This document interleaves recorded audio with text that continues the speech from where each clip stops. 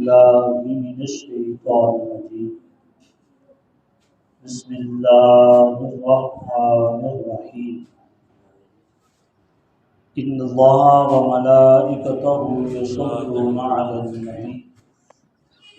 يا أيها الذين آمنوا صلوا عليه وسلموا تسليما الصلاة والسلام عليك سيدي يا رسول الله الصلاة والسلام عليك سيدي يا رحمة للعالمين وعلى آلك وأصحابك سيدي يا خاتم النبيين۔ حضرات گرامی، اللہ تبارک و تعالیٰ کے فضل اور اس کی توفیق سے آج ہم صحیح اسلامی عقیدہ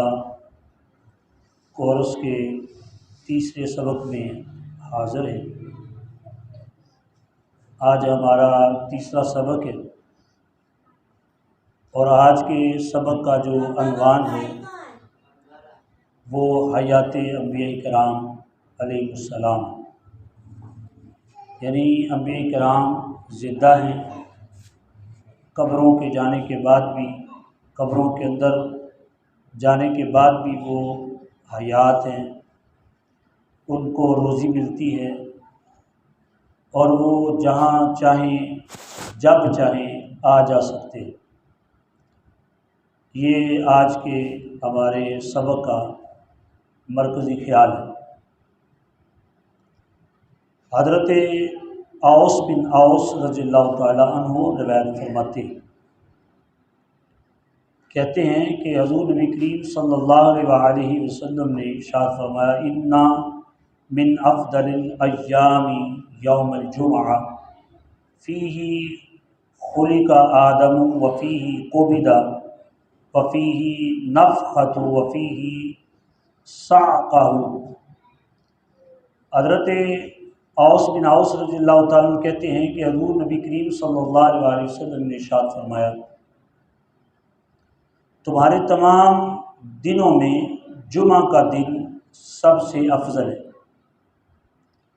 کہ اس لیے افضل ہے کہ اس میں حضرت آدم علیہ السلام کو پیدا فرمایا گیا، یعنی حضرت آدم علیہ السلام کے اندر روح پھونکی گئی۔ حضرت آدم علیہ السلام بن ماں کے بن باپ کے پیدا ہوئے، تو اس لیے جو پیدائش کا ہی ذکر آتا ہے حدیث پاک میں تو اسی کا ہی ترجمہ کر دیا جاتا ہے، وگرنہ حضرت آدم علیہ السلام کے ڈھانچے کو تیار کر کے تو اس کے اندر روح پھونکی گئی۔ حضرت آدم علیہ السلام کے اندر جس دن روح پھونکی گئی وہ دن کون سا تھا؟ جمعہ شریف کا، جمعہ شریف کا۔ اس لیے سرکار نے فرمایا یہ دنوں سے سب سے افضل ہے، اور اسی دن حضرت آدم علیہ السلام کی روح قبض کی گئی، یعنی حضرت آدم علیہ السلام کا انتقال ہوا، حضرت آدم علیہ السلام کا وصال ہوا جمعے والے دن۔ اور سرکار فرماتے ہیں اسی دن سور پھونکا جائے گا، سور پھونکا جائے گا، یعنی حضرت اسرافیل علیہ السلام کی یہ ذمہ داری ہے کہ وہ سور پھونکیں گے تو قیامت برپا ہو جائے گی، قیامت آ جائے گی۔ جمعے والا دن ہوگا جب سور پھونکا جائے گا، حضرت اسرافیل علیہ السلام کی یہ ڈیوٹی ہے۔ سور پھونکنے والے فرشتے کا نام حضرت اسرافیل علیہ السلام، وہ 2 مرتبہ سور پھونکیں گے۔ پہلی مرتبہ پھونکیں گے تو محسوس ہوگا ہر طرف خوشبو ہی خوشبو پھیل جائے گی، بینی بینی میٹھی میٹھی خوشبو ہر طرف پھیل جائے گی، لوگ اس سے راحت نصیب ہوگی، لوگوں کو سکون ملے گا۔ لیکن جیسے جیسے سکون ملے گا ویسے ویسے لوگ سو جائیں گے، یعنی روح قبض ہو جائے گی۔ قیامت کے قریب روح قبض ہوگی تو اب سرکار فرماتے ہیں کہ حضرت اسرافیل علیہ السلام اسی دن روح پھونکیں گے اور اسی میں سب کو ہوش بھی آئے گا، سب بے ہوش ہو جائیں گے، اور پھر اس کے بعد سور پھونکا جائے گا تو پھر لوگوں کو ہوش آ جائے گی، یعنی لوگ جاگ پڑیں گے، اپنی اپنی قبروں سے اٹھیں گے، معاشر کے میدان کی طرف چل پڑیں گے۔ تو سرکار نے فرمایا پس اس روز مجھ پر کثرت سے درود السلام پڑھا کرو۔ کس دن؟ جمعے والے دن۔ جمعے والے دن سرکار فرماتے ہیں کثرت سے میرے اوپر درود و سلام پڑھا کرو، کیونکہ تمہارا درود و سلام پڑھنا جمعے والے دن مجھ تک پیش کیا جاتا ہے۔ ایک روایت میں ہے کہ جمعے والے دن جب تم مجھ پہ درود و سلام پڑھتے ہو، درود و سلام میں خود سماعت فرماتا ہوں، خود اس کو سنتا ہوں۔ صحابہ کرام نے عرض کی یا رسول اللہ صلی اللہ علیہ وسلم، اس وقت بھلا ہمارا درود پاک پڑھنا کس طرح آپ کی بارگاہ میں پیش ہوگا جب آپ قبر انور میں چلے جائیں گے، جب آپ کا وصال ہو جائے گا تو اس وقت آپ کی بارگاہ میں ہمارا پڑھا ہوا درود و سلام کیسے پیش کیا جائے گا؟ یعنی آپ تو مٹی میں چلے جائیں گے۔ آپ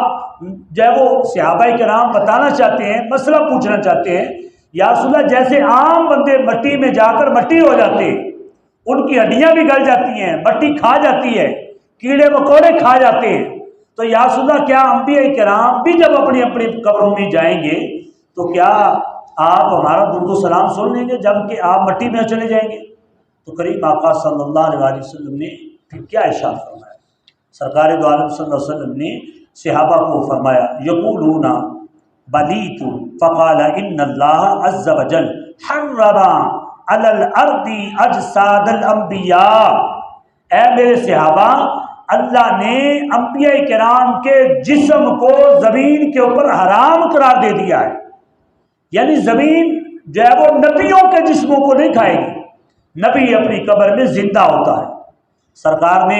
اپنی قبر مبارک میں دنیاوی حیات کی طرح سرکار زندہ ہے، جیسے ہماری دنیاوی حیات ہے ایسے زندہ ہے۔ اسی طرح صرف سرکار ہی نہیں بلکہ تمام انبیاء کرام ہمیشہ ہمیشہ کے لیے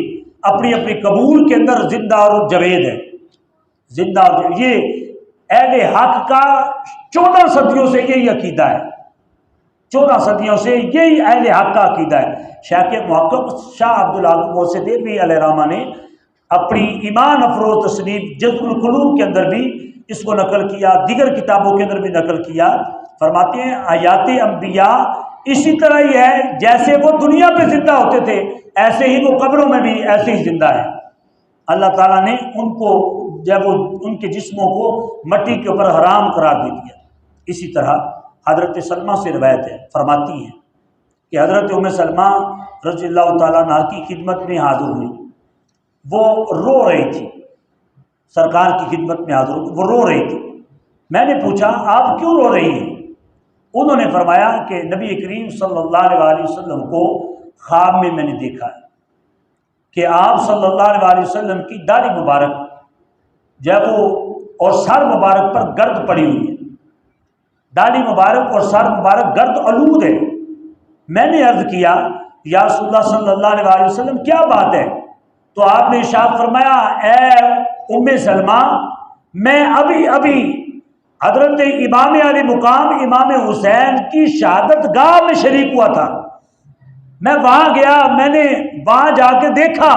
میرے نواسے حضرت امام حسین کو شہید کیا گیا۔ حضرت ام سلمہ حضرت امام علی مقام امام حسین کی شہادت کے وقت زندہ تھی، تو سرکار نے جب وہ زیارت اپنی وفات کے بعد کروائی، قبر منور میں جانے کے بعد کروائی، تو حضرت ام سلمہ فرماتی ہیں کہ مجھے سرکار نے فرمایا میں حضرت امام حسین کی شہادت میں شریک ہوا تھا۔ اس بات کی طرف یہ دلالت کرتا ہے کہ حضور نبی کریم صلی اللہ علیہ وسلم بعد از وصال بھی حیات ہے، بعد از وصال بھی حیات ہے، کیونکہ وصال ایک جگہ سے دوسری جگہ جانے کے لیے حیات کا ہونا ضروری ہے، تو لہذا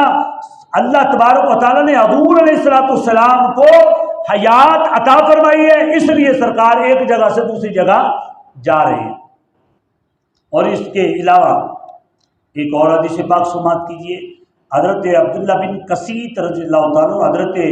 ابو ہریرہ سے وہ مروی ہیں، روایت کرتے ہیں کہ حضور علیہ السلام نے فرمایا کوئی ایسا نہیں جو مجھے سلام کرے مگر اللہ میری روح کو واپس لوٹا دیتا ہے، اور جو بندہ میری بارگاہ میں سلام پیش کرتا ہے سرکار فرماتے ہیں میں اس کے سلام کا جواب دیتا ہوں، سلام کا جواب دی۔ کوئی بھی ایسا نہیں ہے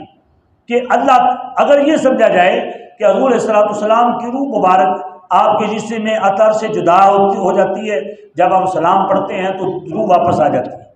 اس کا مفہوم اس جپا کا یہ نہیں،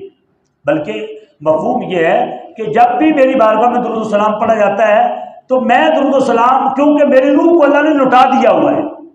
لٹا دیا ہے، اور اس وجہ سے کہ ایک لمحہ بھی ایسا نہیں گزرتا 24 گھنٹوں میں، ایک لمحہ بھی ایسا نہیں گزرتا جس لمحے سرکار کی بارگاہ میں درود و سلام نہیں پڑھا جاتا،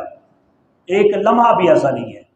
سرکار کی سچی حدیث مبارکہ مشکوٰۃ شریف کے اندر اور سیاستہ کی دیگر کتب کے اندر حدیث مبارکہ ہے، سرکار فرماتے ہیں 70,000 فرشتے صبح کو اور 70,000 فرشتے شام کو میری قبر مبارک پہ آتے ہیں، آ کر درود و سلام پڑھتے ہیں۔ صبح والے 70,000 فرشتے آتے ہیں، درود و سلام پڑھتے ہیں، شام ہو جاتی ہے، اور شام والے فرشتے آ جاتے ہیں، صبح والے فرشتوں کی چھٹی ہو جاتی ہے۔ اور پھر سرکار کا فرمان ہے، سرکار فرماتے ہیں جو فرشتہ ایک مرتبہ آ جاتا ہے میری بارگاہ میں، صبح کو آئے یا شام کو آئے، جو فرشتہ ایک مرتبہ آ جاتا ہے دوبارہ اس کو آنے کی اجازت نہیں ملتی، دوبارہ وہ قیامت تک بھی نہیں آئے گا۔ جو ایک مرتبہ آ گیا ہے دوبارہ قیامت تک نہیں آئے گا، لیکن قیامت تک یہ سلسلہ چلتا رہے گا، قیامت تک یہ سلسلہ چلتا رہے گا کہ 70,000 فرشتے صبح، 70,000 فرشتے شام کو سرکار کے گنبد خضرا پہ آتے ہیں، سرکار کی بارگاہ میں درود و سلام پڑھتے رہتے ہیں۔ اور دیوانوں کی تو بات ہی نہیں کہ دیوانے پتہ نہیں کتنے ہیں، کتنے سرکار کی بارگاہ عالیہ میں درود و سلام پڑھتے رہتے ہیں، تو دیوانوں کی تعداد کا تو پتہ ہی نہیں ہے وہ کتنے سرکار کی بارگاہ میں درود و سلام کے پھول نچھاور کرتے ہیں۔ تو لہذا جب وہ سرکار حضرت شیخ عبدالحق محسن دیر بھی فرماتے ہیں کہ ہمہ وقت سرکار کی روح سرکار قائد و جہاں صلی اللہ علیہ وسلم کے جسم مبارک کے اندر رہتی ہے، اور سرکار ہمہ وقت اپنے غلاموں کے درود و سلام کو سنتے رہتے ہیں، سماعت فرماتے رہتے ہیں۔ ایک اور حدیث پاک سنیں، آخری حدیث مبارکہ ہے، سرکار دو عالم صلی اللہ علیہ وسلم فرماتے ہیں، امام ابو داؤد نے، امام ترمذی نے، یہ ساری حدیثیں جتنی بھی میں نے بیان کی ہیں ابو داؤد شریف کے اندر اور جامع ترمذی شریف کے اندر حدیثیں ہیں ساری کی ساری، جی کتاب الصلاۃ میں، اور امام ابو داؤد نے جو لکھی وہ کتاب الحج میں ہے۔ یہ دونوں یاد رکھنے ہیں، باب ایک ابو داؤد شریف کے اندر باب ہے کتاب الحج، اور ترمذی شریف کے اندر کتاب الصلاۃ ہے، کتاب الصلاۃ کے اندر وہ حدیثیں لکھی گئی، بیان کی گئی۔ سرکار دو عالم صلی اللہ علیہ وسلم کے پیارے صحابی حضرت ابو ہریرہ رضی اللہ تعالیٰ عنہ روایت کرتے ہیں، سرکار نے ارشاد فرمایا اپنے گھروں کو قبریں نہ بناؤ۔ یہ آپ نے نوٹ کر دی ہے، اپنے ذہن کے اندر لکھنا ہے اس کو۔ سرکار نے فرمایا اپنے گھروں کو قبریں نہ بناؤ۔ گھر قبریں کیسے بنتی ہیں کہ قبروں والوں کو جو قبروں کے اندر چلے گئے ان کو یہ سعادت حاصل نہیں ہوتی کہ وہ حی علی الصلاۃ حی علی الفلاح کی آواز سنیں اور اٹھ کے وہ وضو کریں اور نمازیں پڑھنے لگ جائیں۔ قبروں والے سے مراد یہ ہے کہ اپنے گھروں کو قبریں نہ بناؤ کہ ایسا نہ ہو کہ جیسے قبروں والے اٹھ کے وضو نہیں کرتے، قرآن نہیں کھولتے، نفل نہیں پڑھتے، ایسا نہ ہو کہ تم اپنے گھروں میں وضو ہی نہ کرو، نماز ہی نہ پڑھو، نفل ہی نہ پڑھو، قرآن ہی نہ پڑھو، اپنے گھروں کو قبریں نہ بناؤ۔ اور سرکار نے آگے کیا ارشاد فرمایا؟ سرکار نے فرمایا لا تجعلوا بیوتکم فی قبور ولا تجعلوا قبری عیدا۔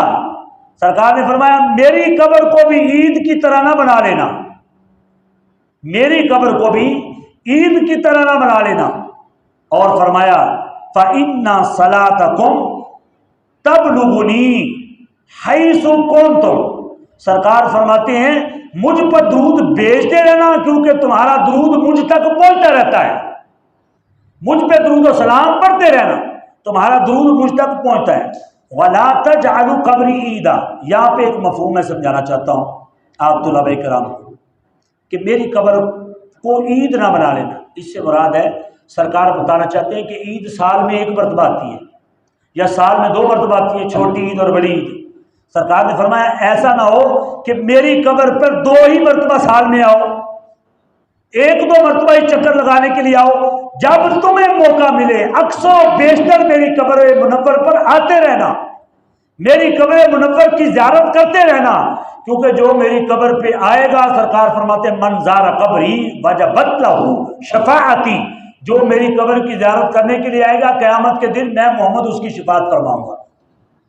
میں اس کی شفاعت کروں گا۔ یہ مفہوم ہے اس کا۔ تو لہذا سرکار نے فرمایا میری قبر کو عید نہ بنانا، یہ یعنی دیر میں نہ آنا بلکہ آتے جاتے رہنا، اکثر و بیشتر آتے جاتے رہنا، اس سے مراد یہ ہے۔ تو لہذا تو ہمیں چاہیے کہ سرکار دو عالم صلی اللہ علیہ وسلم کی بارگاہ میں کثرت سے درود السلام پڑھیں، اور ان احادیث مبارکہ سے جو بات واضح ہوئی وہ یہ ہوئی کہ ہمارے آقا ہی اپنے قبر منور میں زندہ نہیں ہیں بلکہ حیات نہیں ہیں، بلکہ سارے نبی اپنی اپنی قبروں میں زندہ اور جاوید ہیں۔ مسلم شریف کے اندر حدیث مبارکہ بیٹھ تو مسلم شریف کے اندر حدیث مبارکہ ہے، سرکار دو عالم صلی اللہ علیہ وسلم فرماتے ہیں، حضرت انس بن مالک روایت کرتے ہیں، سرکار نے فرمایا میں جب معراج کی رات جا رہا تھا تو سرکار نے فرمایا میں معراج کی رات دیکھا، مررت علی موسیٰ وہو یصلی فی قبرہ وزاد فی حدیث عیسیٰ مررت لیلۃ اسرا بی۔ سرکار نے فرمایا میں جب معراج کی رات جب حضرت موسیٰ علیہ السلام کی قبر کے پاس سے گزرا، میں نے حضرت موسیٰ علیہ السلام کو کیا دیکھا، موسیٰ وہو یصلی فی قبرہ، موسیٰ علیہ السلام اپنی قبر میں کھڑے ہو کر نماز پڑھ رہے تھے۔ حضرت موسیٰ علیہ السلام اپنی قبر، یہ مسلم شریف میں حدیث پاک ہے، کتاب الفضائل کے اندر حدیث کا نمبر ہے 6198، حدیث پاک کا نمبر ہے۔ تو حضرت سرکار فرماتے ہیں میں نے حضرت موسیٰ علیہ السلام کو دیکھا کہ وہ اپنی قبر منور میں نماز ادا فرما رہے ہیں، یعنی پتہ چلا ایک ہمارے آقا ہی قبر منور میں زندہ نہیں ہے بلکہ اللہ کا ہر نبی اپنی قبر میں زندہ اور جاوید ہے۔ اور ہمارا تو عقیدہ یہاں تک ہے کہ سرکار فرماتے ہیں کہ قبر شریف کے اپنی اپنی قبروں کے اندر اللہ کا ہر ولی زندہ ہوتا ہے۔ شہید کیا ہوتا ہے؟ زندہ ہوتا ہے، شہید کے بارے میں کہا گیا۔ حالانکہ شہید کی زندگی میں اور نبی کی زندگی میں بڑا فرق ہے، یہ پوائنٹ والی بات ہے، اس کو آپ نے نوٹ کرنا ہے کہ یہ پوائنٹ والی بات ہے کہ شہید کی زندگی میں اور نبی کی زندگی میں بڑا فرق ہے۔ مثلا شہید کو کہا گیا کہ شہید جب اللہ کی راہ میں شہید ہوتا ہے اس کے لیے کہا کہ مردہ اس کو گمان نہیں کرنا، خیال بھی نہیں کرنا، اس کو زبان سے مردہ کہنا بھی نہیں۔ یہ دونوں طرح کے قرآن شریف کے اندر آیتیں ہیں کہ اللہ فرماتا ہے مردہ کہنا بھی نہیں، مردہ گمان بھی نہیں کرنا۔ لیکن شہید کی زندگی میں فرق یہ ہے اور نبی کی زندگی میں فرق یہ ہے کہ شہید جب شہید ہو جاتا ہے نا، عدت گزارنے کے بعد اس کی بیوی کو اجازت ہے وہ دوسرا نکاح کر سکتی ہے۔ شہید کی بیوی کو عدت گزارنے کے بعد دوسرے نکاح کی اجازت ہے،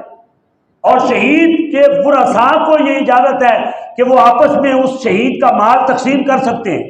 ورثاء میں مال تقسیم ہو جائے گا۔ لیکن نبی کے لیے یہ بات نہیں ہے۔ نبی کی زندگی، نبی اپنی قبر میں شہید سے بھی افضل زندہ ہوتا ہے،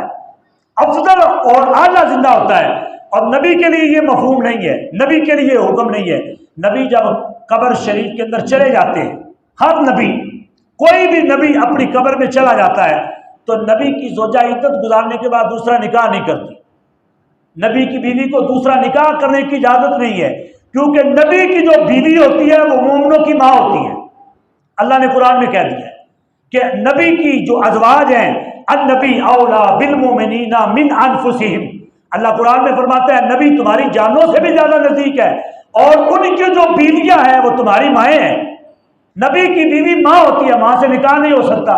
وہ عدت گزارنے کے بعد نبی کی زوجہ دوسرا نکاح نہیں کر سکتی، اس وجہ سے کہ نبی اپنی قبر میں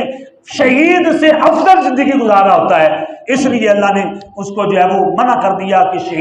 نبی کی جو زوجہ ہے وہ دوسرا نکاح نہیں کر سکتی، کیونکہ نبی کی جو زوجہ ہے وہ مومنوں کی اماں جان ہے۔ تو لہذا ان باتوں کو ہم نے یاد رکھنا ہے۔ نبی کے خصائص اور ہیں، شہید کے خصائص اور ہیں۔ دعا ہے کہ اللہ تبارک و تعالی ہمیں ان باتوں کو سمجھ کر ساری زندگی عمل کی توفیق عطا فرمائے۔